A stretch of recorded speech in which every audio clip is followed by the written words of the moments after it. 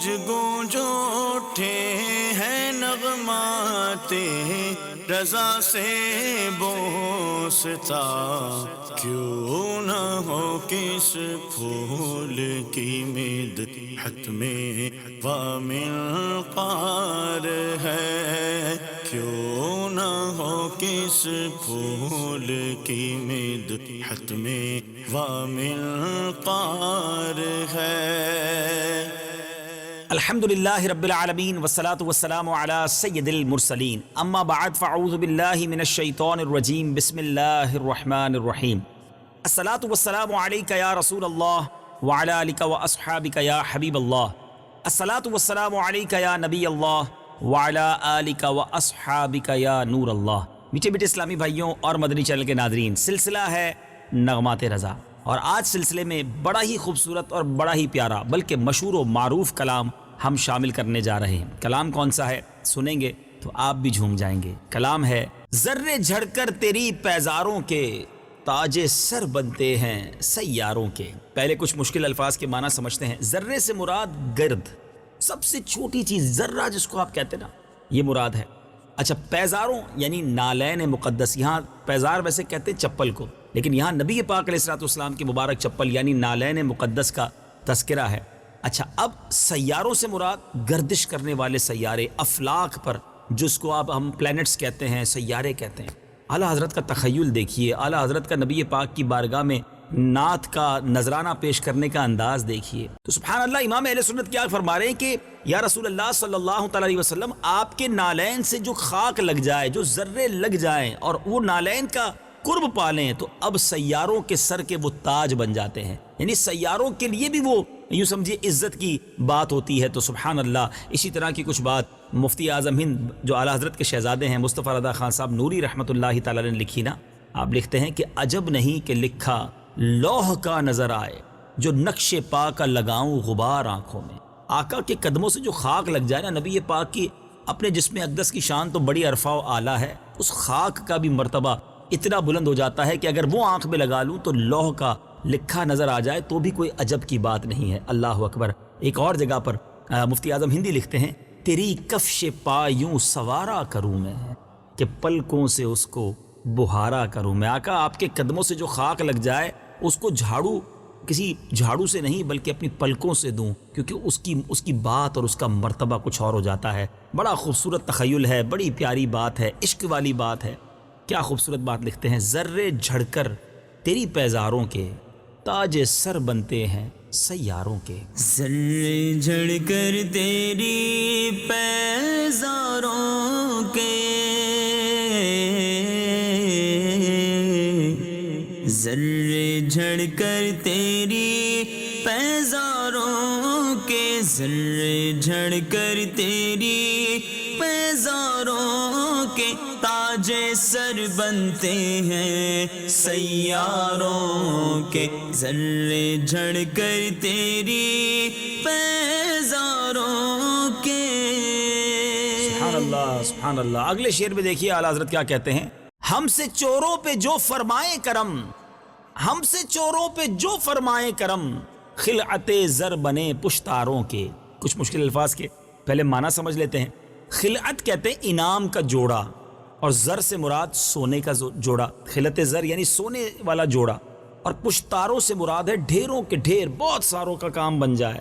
اعلیٰ حضرت لکھتے ہیں کہ نبی پاک تو وہ کریم ہیں، نیکوں کو تو بہت کچھ عطا فرماتے ہیں، اور نیک تو ہے بھی حقدار نہ کہ انہیں دیا جائے، ان کو انعام دیا جائے، مگر ہم جیسے پاپیوں نکموں کو بھی سرکار علیہ الصلوۃ والسلام اتنا نوازتے ہیں، اپنے گناہ گار غلاموں کو بھی اتنی عطا فرماتے ہیں کہ خلعتوں یعنی سنہرے سونے کے زیورات سے سجا لباس جو عموماً شادی میں پہنا جاتا ہے، یعنی یہاں یہ کہا جا رہا ہے کہ چوروں کو تو بیڑیاں پہنائی جاتی ہیں نا، چوروں کو تو سزا دی جاتی ہے، مگر آقا اپنے نکمے، اپنے گناہ گار غلام کو بھی اتنا عطا فرماتے ہیں جیسے کسی دولہے کو لباس پہنایا جاتا ہے، اس کو لباس فاخرہ، بادشاہ کا جو لباس ہوتا ہے وہ عطا فرماتے ہیں، اور اس کے بھی ڈھیر لگ جاتے ہیں، پشتاروں کے یعنی ڈھیر کے ڈھیر ہیں نکموں اور چوروں کے لیے بھی ایسے شاندار عزت کے لباس کے۔ اور آج ایسا ہی تو ہے، ذرا غور کریں نا، ہمارے عیب چھپے ہوئے ہیں، ہمیں جانتا نہیں کوئی کہ ہم اندر سے کتنے برے ہیں، لیکن آج عزتیں ہیں، نبی پاک کی غلامی کیا حاصل کی ہے، آج دنیا ہمیں عزت سے بلاتی ہے۔ یہ کس کا کرم ہے؟ کبھی سوچا؟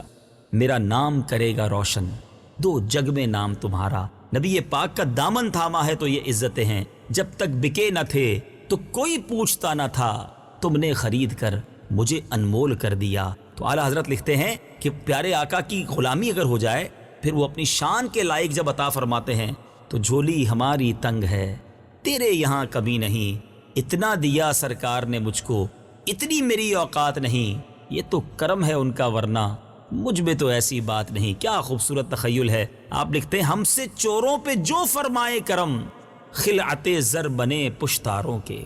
ہم سے چوروں پہ جو فرمائے کرم، ہم سے چوروں پہ جو فرمائے کرم، ہم سے چوروں پہ جو فرمائے کرم، ہم سے چوروں پہ جو فرمائے کرم، خلعت زر بنے پشتاروں کے، خلعت زر بنے پشتاروں کے، ذرے جھڑ کر تیری پیزاروں کے۔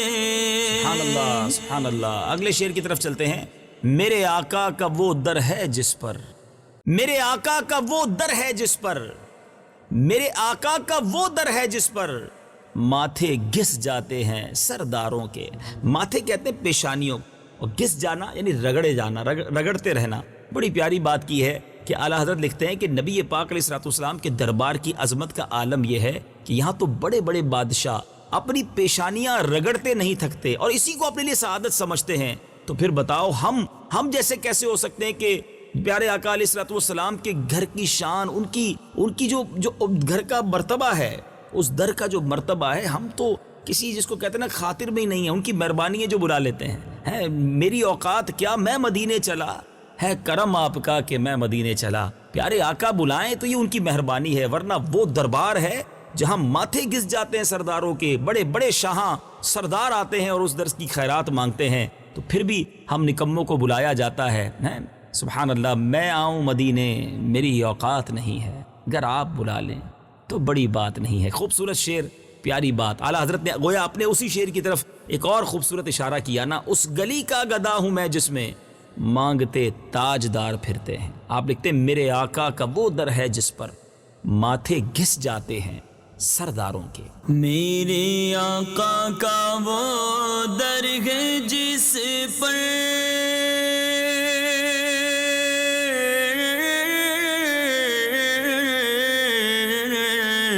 میرے آقا کا وہ در ہے جس پر، میرے آقا کا وہ در ہے جس پر، میرے آقا کا وہ در ہے جس پر، میرے آقا کا وہ در ہے جس پر ماتھے گھس جاتے ہیں سرداروں کے، ماتھے گھس جاتے ہیں سرداروں کے، ذرے جھڑ کر تیری پیزاروں کے۔ سبحان اللہ سبحان اللہ۔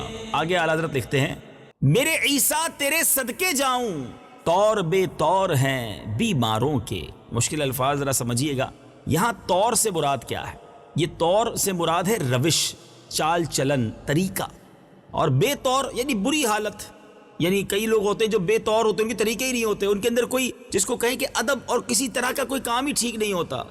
اعلیٰ حضرت کیا خوبصورت بات لکھتے ہیں کہ یا اے نبی پاک، اے ہمارے عیسیٰ۔ یہاں عیسیٰ سے مراد مسیحا ہے، بیماروں کو شفا دیتے تھے نا حضرت عیسیٰ علیہ السلام۔ تو بعض اوقات شعراء عیسیٰ کہہ کر اس مسیحائی کو یاد کرتے ہیں کہ آقا آپ کے بیماروں میں ہم جیسے گناہگار بے ڈھنگے، جن کا کوئی طور طریقہ ہی ٹھیک نہیں ہے، ہر وقت آپ کی نافرمانی میں لگے رہتے ہیں۔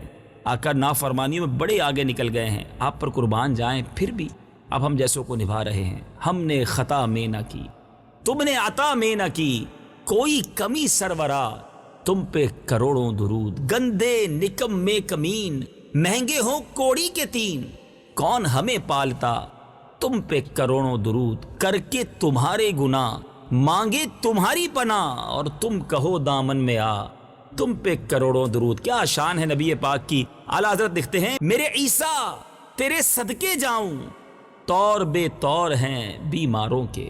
میرے عیسیٰ تیرے صدقے جاؤں، میرے عیسیٰ تیرے صدقے جاؤں، میرے عیسیٰ تیرے صدقے جاؤں، میرے عیسیٰ تیرے صدقے جاؤں، طور بے طور ہیں بیماروں کے، طور بے طور ہیں بیماروں کے، ذرے جھڑ کر تیری پیزاروں کے۔ سبحان اللہ سبحان اللہ۔ اعلیٰ حضرت لکھتے ہیں مجرموں چشمے تبسم رکھو، مجرموں چشمے تبسم رکھو، پھول بن جاتے ہیں انگاروں کے۔ اللہ اکبر، کیا امید دلائی ہے، کیا آسرا دلایا ہے۔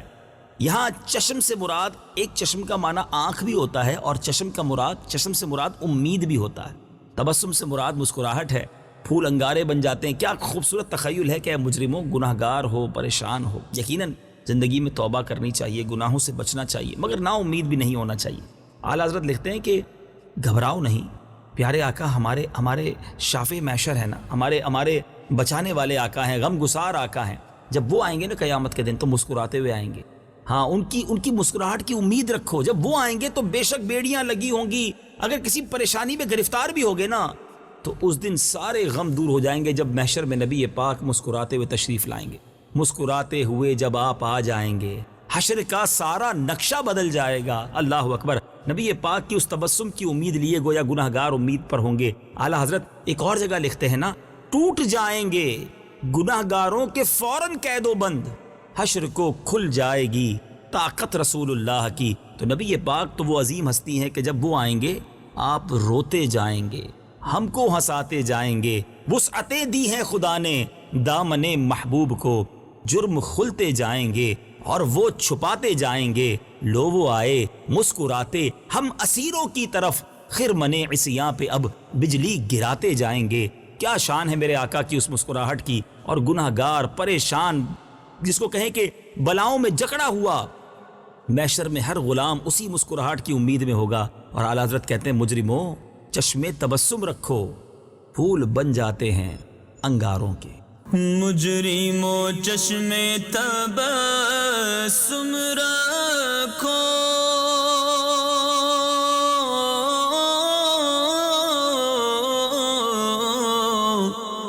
ارے مجرموں چشمے تبسم رکھو، مجرموں چشمے تبسم رکھو، مجرموں چشمے تبسم رکھو، مجرموں چشمے تبسم رکھو، پھول بن جاتے ہیں انگاروں کے، پھول بن جاتے ہیں انگاروں کے، سرے جھڑ کر تیری پیزاروں کے۔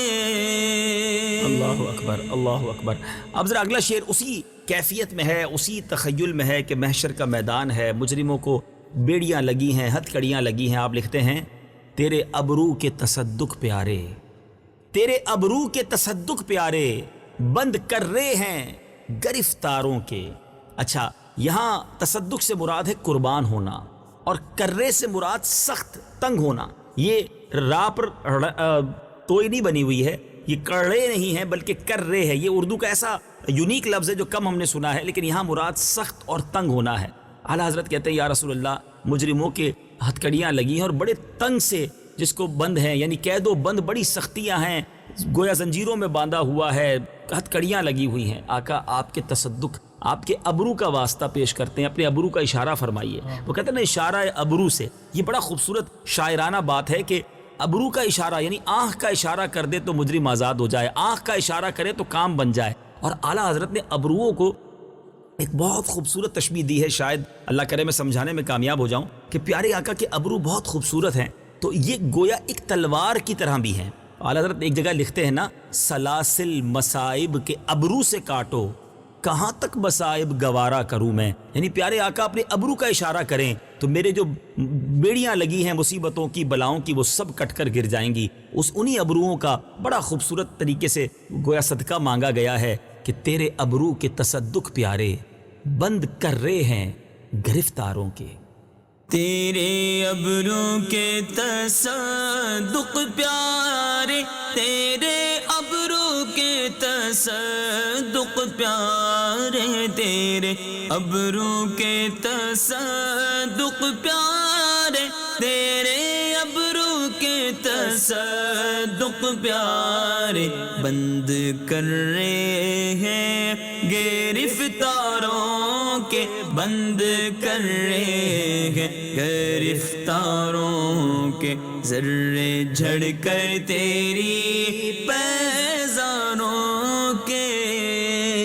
سبحان اللہ سبحان اللہ۔ اگلے شعر کی طرف چلتے ہیں۔ جان و دل تیرے قدم پر وارے، جان و دل تیرے قدم پر وارے، کیا نصیبیں ہیں تیرے یاروں کے۔ سبحان اللہ سبحان اللہ۔ صحابہ کی بات ہو رہی ہے کہ کیسے نصیب والے تھے صحابہ، دیدار مصطفیٰ بھی کرتے، آقا کی مبارک چہرے کی زیارت بھی کرتے، نبی پاک کی خوشبو بھی سونگتے، پیارے آقا کے معجزات بھی دیکھتے، اور پھر کیوں نہ اپنا سب کچھ قربان کرتے، اپنی جانیں قربان کی صحابہ کرام نے۔ تو کیا نصیبیں ہیں تیرے یاروں کے آقا۔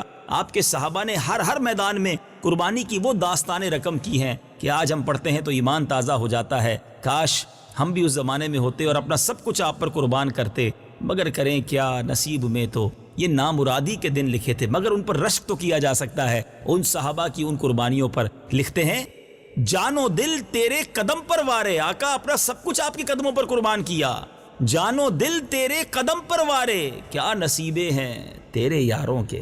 جان و دل تیرے قدم پر وارے، جان و دل تیرے قدم پر وارے، جان و دل تیرے قدم پر وارے، جان و دل تیرے قدم پر وارے، کیا نصیبیں ہیں تیرے یاروں کے، کیا نصیبیں ہیں تیرے یاروں کے، کیا نصیبیں ہیں تیرے یاروں سبحان اللہ سبحان کے۔ اللہ۔ اچھا پہلے تو سارے صحابہ پر گویا رش کیا جا رہا ہے، اور اب 4 مخصوص صحابہ خلفائے راشدین، اور اس شعر میں اعلیٰ حضرت نے کمال کیا ہے۔ کہتے ہیں دریا کو کوزے میں بند کرنا، ذرا سنیے گا۔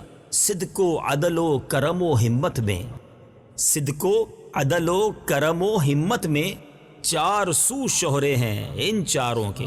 بات نہیں کی کون سے 4 ہیں، مگر ان کے اوصاف بیان کیے، اور موتی کی مانند صدق، سچا کون ہے، صدیق کون ہے، حضرت ابوبکر صدیق، ٹھیک ہے۔ عدل، عدالت کس کی مشہور ہے، حضرت عمر فاروق۔ کرم یعنی سخاوت، سخی کون ہے، عثمان غنی۔ اور ہمت، شجاعت کس کی مشہور ہے، مولا حیدر کرار، مولا علی کرم اللہ تعالی وجہ الکریم۔ تو کہتے ہیں یہ وہ 4 ہیں جن کی سارے عالم میں 4 سو شہرا ہے، کس چیز کا، صدق و عدل و کرم و ہمت میں 4 سو شہرے ہیں، یعنی چاروں طرف شہرے ہیں، کن کے، ان چاروں کے۔ خلفائے راشدین کی شان بیان کرنے کا کیا نرالا انداز ہے، نام بھی نہیں لیا اور بتا بھی دیا کہ تذکرہ کس کا ہے۔ میرے آقا کے وہ 4 عظیم صحابہ، اس سمت علی، اس سمت عمر، صدیق ادھر، عثمان ادھر، ان جگمگ جگمگ تاروں میں مہتاب کا عالم کیا ہوگا۔ ذرا سوچئے کیا پیارا انداز ہے۔ آج امید ہے یہ شعر جب سمجھ آئے گا تو بار بار سننے کو جی چاہے گا۔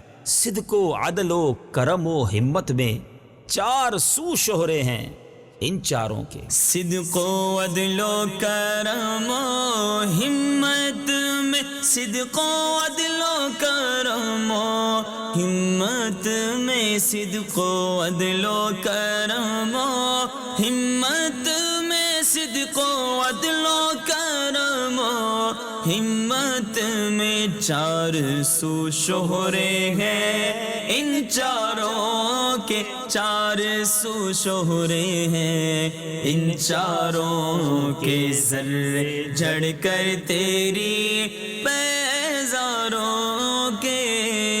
سبحان اللہ۔ خلفائے راشدین کی بات کر کے اب بات کرتے ہیں اس عظیم صحابی کی جس کے بارے میں ان کا لقب اسد اللہ، اللہ کا شیر، اسد الرسول، رسول کا شیر، جن کی ہمت اور شجاعت کی ساری دنیا داد دیتی ہے۔ جی ہاں، میری مراد مولا علی کرم اللہ تعالی وجہ الکریم ہیں۔ آپ کی شان یہ ہے، اعلیٰ حضرت لکھتے ہیں بحر تسلیم علی میدان میں، بحر تسلیم علی میدان میں سر جھکے رہتے ہیں تلواروں کے۔ اللہ اکبر۔ اب ذرا تسلیم، بحر تسلیم یعنی سلامی کے لیے، حکم ماننے کے لیے۔ مولا علی کی شان یہ ہے کہ جب آپ تلوار لے کر میدان میں نکلتے تھے، بڑے بڑے بہادروں کے پیر کانپنے لگ جاتے، ان کی تلواریں لرزنے لگ جاتی، تلواروں کے سر جھک جاتے کہ مولا علی کا مقابلہ کیسے کریں گے، اللہ کا شیر میدان میں آ گیا، اب کس کی مجال ہے۔ اللہ اکبر۔ ویسے جنگ کا قانون یہ ہے، اس زمانے میں ایک ہاتھ سے تلوار پکڑی جاتی تھی اور دوسرے ہاتھ سے ڈھال، تلوار سے لڑائی لڑی جاتی تھی، ڈھال سے اپنے آپ کو بچایا جاتا تھا۔ مولا علی کی شان یہ ہے، آپ ڈھال نہیں پکڑتے تھے، دونوں ہاتھوں سے تلواریں پکڑتے تھے، فرماتے موت کا ایک وقت متعین ہے تو کیوں نہ ایک ہی باری میں ان دشمنوں کو جہنم میں بھیج دیا جائے، اور دونوں ہاتھوں سے انہیں واصل جہنم کیا کرتے۔ شیر خدا ہیں، ان کی شجاعت کے بارے میں سنتے ہیں، سنتے جاتے ہیں تو حوصلہ بڑھنے لگ جاتا ہے، تو مولا علی کی شجاعت کا عالم کیا ہوگا۔ میرے رضا لکھتے ہیں بحر تسلیم علی یعنی علی کی بارگاہ میں گویا سلام پیش کرنے کے لیے، ان کی عزت کا ڈنکا بجانے کے لیے میدان میں کیا ہوتا تھا، سر جھک جاتے ہیں، سر جھکے رہتے ہیں تلواروں کے۔ شعر سنیے، بحر تسلیم علی میدان میں سر جھکے رہتے ہیں تلواروں کے۔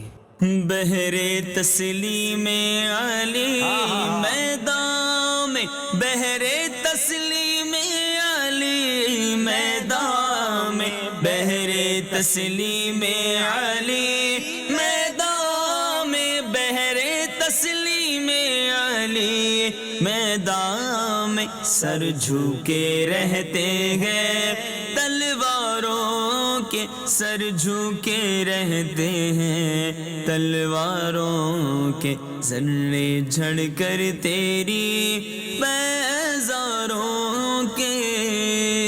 سبحان اللہ، سبحان اللہ۔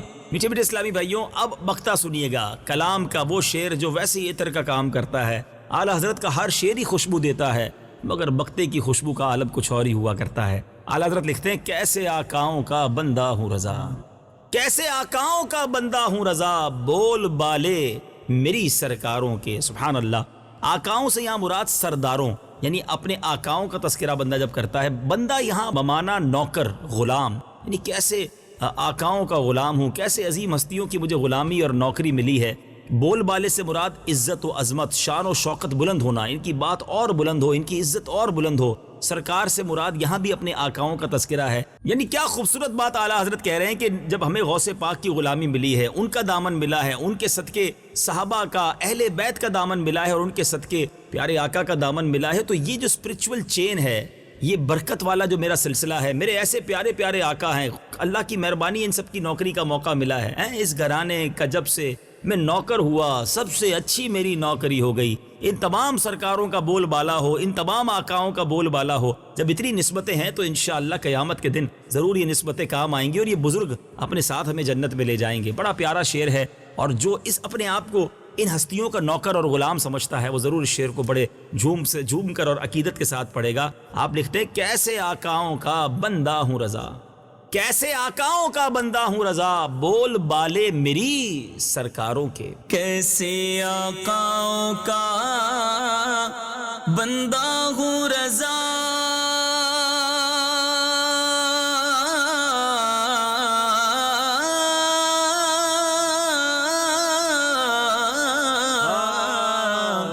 کیسے آقاؤں کا بندہ ہوں رضا، کیسے آقاؤں کا بندہ ہوں رضا، کیسے آقاؤں کا بندہ ہوں رضا، کیسے آقاؤں کا بندہ ہوں رضا، بول بالے میری سرکاروں کے، بول بالے میری سرکاروں کے، ذرے جھڑ کر تیری پیزاروں کے، تاج سر بنتے ہیں سیاروں کے، ذرے جھڑ کر تیری پیزاروں